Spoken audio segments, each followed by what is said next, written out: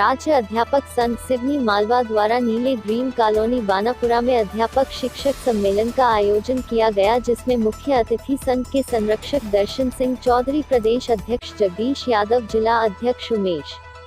ठाकुर, प्रांतीय सचिव गजेंद्र बचले की उपस्थिति में संपन्न हुआ, जिसमें मुख्य रूप से पुरानी पेंशन बहाली, 7वें वेतनमान का एरियर और क्रमोन्नति सूची विसंगति रहित स्थानांतरण नीति पर चर्चा की गई एवं प्रदेश अध्यक्ष व संरक्षक महोदय द्वारा समस्त अध्यापकों को आश्वस्त किया गया कि जब तक हम पुरानी पेंशन को बहाल नहीं करवा लेंगे, हमारा आंदोलन जारी रहेगा। कार्यक्रम में मुख्य रूप से सुरेंद्र पटेल, ध्रुव यदुवंशी, हरगोविंद गौर, प्रदीप गौर, विजय राजपूत, रोहित रघुवंशी, सुरेश वी के, विजय सिंह राजपूत, शिवपुर, धर्मेंद्र परमार, महेश साहू, ओम धनगर, प्रदीप आचार्य, सचिन ढाकर, राम सिंह मुहाने, नवल चौक से पंडित अनिल शर्मा आदि उपस्थित थे। पुरानी पेंशन चूंकि 2004-5 के बाद ने बंद कर दी है,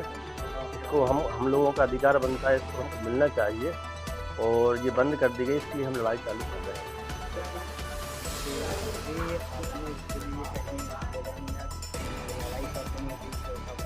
हाँ, हम लोगों ने इसके लिए चारबद्ध तरीके से आंदोलन कर रहे हैं और इसी कार्यक्रम में अभी हम क्या है, जिले के उपविलास बाड़ियों का गठन कर रहे हैं और राष्ट्रीय पुरानी पेंशन बहाली महासंघ से हम लोगों का जुड़ाव है और हमारे जगदीश यादव प्रांतीय इसमें संयोजक हैं और मैं संभाग संयोजक हूँ और इसके लिए हम काम कर रहे हैं। देखिए, किसानों के मामले में केंद्र की सरकार बहुत गंभीर है। इस देश के इतिहास में ऐसा पहली बार हो रहा है कि लगातार मैं भी आंदोलन, कई प्रकार के आंदोलन देखे, करे और पढ़े हैं और उनसे ये निकल के आया कि इतने लंबे आंदोलन में 11 दौर की वार्ताएं माननीय केंद्रीय सरकार से हुई हैं। इसी दरमियान माननीय उच्चतम न्यायालय का भी निर्णय हम सबके सामने आया है और उस निर्णय के आधार पर माननीय केंद्र सरकार बहुत गंभीर है और इसका बहुत ही जल्द उचित निराकरण और सब किसान संतुष्ट होकर जाएंगे, ऐसी उम्मीद की जा रही है। इसको माननीय हमारा केंद्रीय नेतृत्व इस मामले की बहुत गंभीरता से विचार कर रहा है, बहुत जल्द उसमें अति शीघ्र अच्छा निर्णय होगा। इसमें माननीय उच्चतम न्यायालय ने जो भी गाइडलाइन तय करी है उसके आधार को, क्योंकि संविधान से बड़ा देश के अंदर कुछ नहीं है, उसको सबको मानना चाहिए। देश में जब से कांग्रेस की सरकार बनी थी, मैकाले पद्धति चली, अभी 2020 में हमारी नई शिक्षा नीति आई है, इसमें रोजगार मुखी आत्मनिर्भर भारत और जो भारत फिर से विश्व गुरु बन सकता है उस ओर पहली बार इस शिक्षा नीति में ध्यान दिया गया और उसी आधार पर हम ये मान पा रहे हैं कि देश में पहले जो संबंध आदि होते थे वो जमीन जायदाद के आधार पर होते थे, लेकिन अब शिक्षा सबसे मूल आधार। मध्य प्रदेश के रायसेन जिले की उदयपुरा विधानसभा से विधायक देवेंद्र पटेल जब नर्मदा परिक्रमा करते हुए सिवनी मालवा तक कांग्रेसियों ने पुरोहित रेस्टोरेंट पर उनका भव्य स्वागत सत्कार किया। वहीं इस अवसर पर विधायक देवेंद्र पटेल ने अपनी यात्रा को आध्यात्मिक बताते हुए कहा कि नर्मदा नदी के संरक्षण को लेकर अब व्यापक कदम उठाने की जरूरत है, जिसके लिए सरकार को सोचना चाहिए। वहीं उन्होंने कहा कि जीवन में एक बार सभी को नर्मदा परिक्रमा करनी चाहिए। इस अवसर पर बड़ी संख्या में कांग्रेसी उपस्थित थे। नर्मदा जी जो हमारी जो है कल्पांतरों से नर्मदा जी जो अमर है, जिनका नाम अमृता है, जो हमारे मध्य प्रदेश की रही हैं, अमरकंड से खम्बात की खाड़ी तक जाती है। जो नर्मदा जी आध्यात्मिक तौर पर नर्मदा जी जो है हमेशा अमर रहती,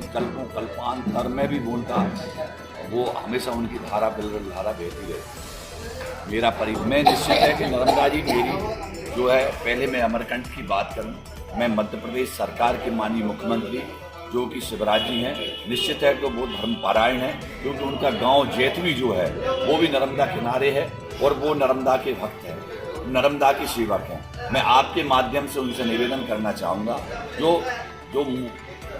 नर्मदा जी का जो उद्गम स्थान है अमरकंड, जो कि हमारी माई के बगिया से और रेवा कुंड से जाके कपिल धारा तक आता है, वो स्थल बहुत सुंदर बने। पहली बात तो ये मैं उनसे आपके माध्यम से निवेदन करना चाहता हूँ कि उस स्थल के लिए एक तीर्थ स्थल के रूप में बनाए, क्योंकि वहाँ नर्मदा जी की अच्छी स्थिति नहीं है। अब रही बात ये है कि हमारे मध्य प्रदेश की जीवन रेखा नर्मदा है, क्योंकि कुछ भाग महाराष्ट्र का, कुछ भाग गुजरात का जरूर आता है, लेकिन मध्य प्रदेश की जीवन रेखा है। आज उनके माध्यम से जो डैम बने हुए हैं, पूरे मध्य प्रदेश की सिंचाई उनके डैमों के माध्यम से आज किसानों की हो रही है, किसानों उससे जीवित है। तो मैं आपने रेत की बात जो कही है, उसके संबंध में ये कहना चाहूँगा कि रेत का अवैध उत्खनन बंद होना चाहिए, अवैध उत्खनन बिल्कुल भी ना हो। रही बात ये कि चूंकि अब राजस्व सरकार वसूल रही है तो वो उत्खनन हो रहे हैं, तो राजस्व वसूली के लिए वो दूसरे स्रोत, क्योंकि रेत अगर रहेगी तो नर्मदा स्वच्छ रहेगी, क्योंकि रेत जो है अपने जल को निर्मल करने के लिए रेत होती है। तो उसके लिए मैं ये निवेदन करना चाहता हूँ, अगर पर्वतों के ऊपर अलग अलग क्रेशर रहें, क्योंकि रेत की आवश्यकता तो है विकास के लिए भी, रेत चाहे रोड बने चाहे हमारे कुछ बने और कोई भी निर्माण कार्य हो, रेत की आवश्यकता, उसके लिए नर्मदा स्वच्छ जब रहेगी तो उसके लिए रेत के क्रेशर बनाए जाएं, पत्थरों से रेत बनाई जाए। पत्थरों से रेत बनेगी तो अपने आप उनको सरकार को रेत बंद करना पड़ेगा। तो रेत का अवैध उत्खनन नहीं होना चाहिए। हमारी रेत हमारी नर्मदा में बनी रहे, जिससे हमारी